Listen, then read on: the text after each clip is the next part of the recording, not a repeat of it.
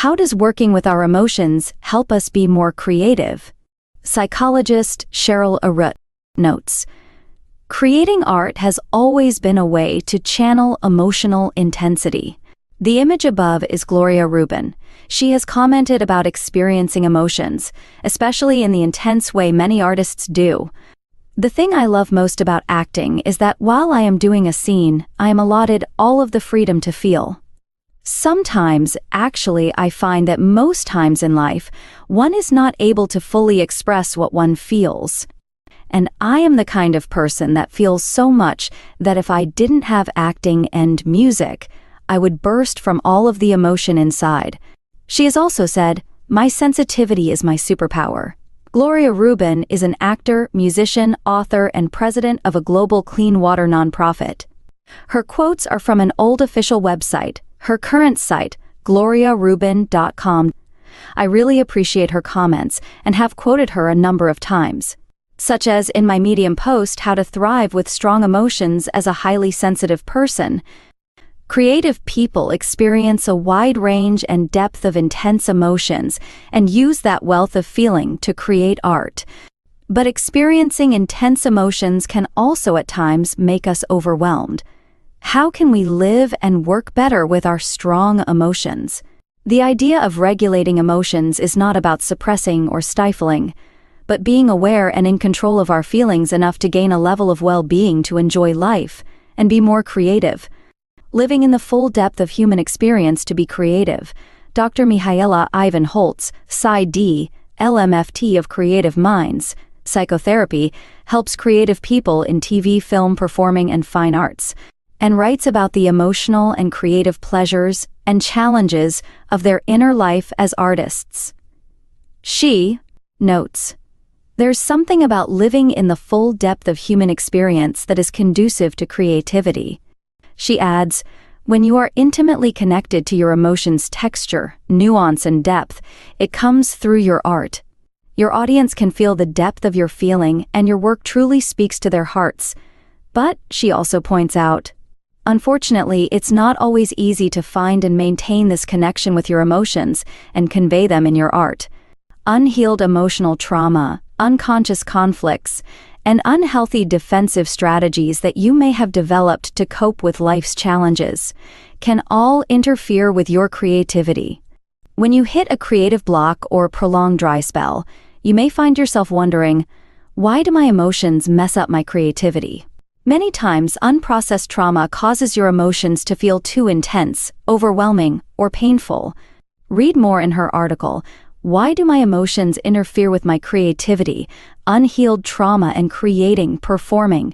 In multiple articles on her site, Dr. Holtz comments about unresolved trauma and being creative. Here is an excerpt from one article. "Many successful, prolific artists still live in emotional turmoil due to unhealed trauma. Their artistic success is actually built on layers of past trauma, and though they may have built important careers, they still pay a price. Addiction, anxiety, depression, amongst other problems, are the constant companions of successful artists who are still tangled in unresolved trauma."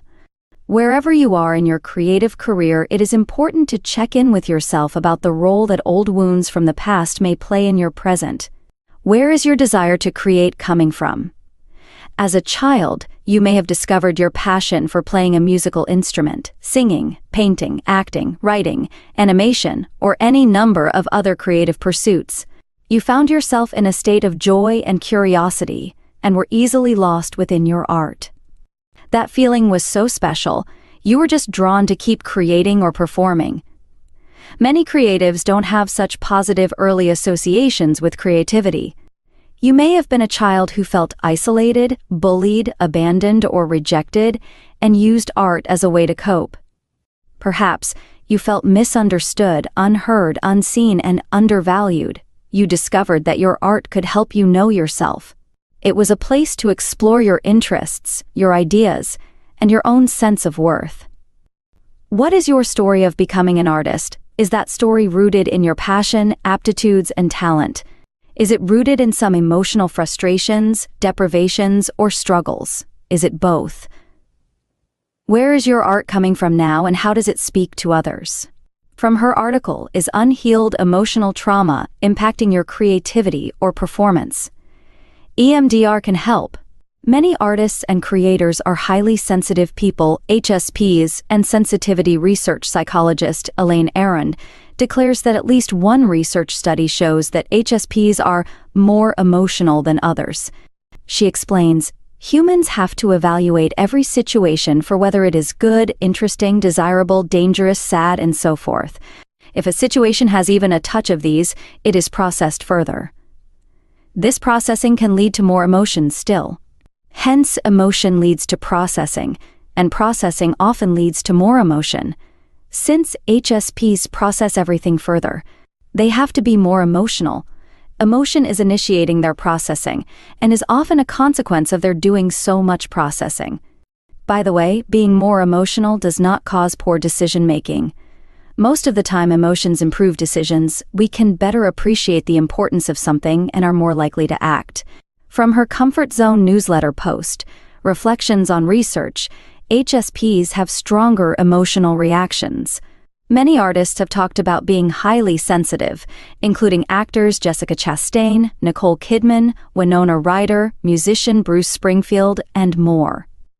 Anxiety can impact our life and creative expression in many ways.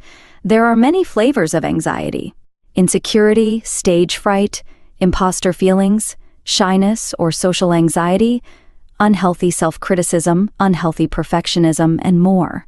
Julie Bjelland, LMFT, is a psychotherapist and author specializing in helping highly sensitive and neurodivergent people. In this short video, she comments, "When the emotional brain is activated, the cognitive brain kind of goes to sleep." And she explains, highly sensitive people have particular brain differences that make us more susceptible to high stress, overwhelm, and even anxiety. Thankfully, there is a way to train your HSP brain so you can live your fullest life. Learn about her free class, Highly Sensitive People and Anxiety. Also see videos in my playlist, Emotional Health,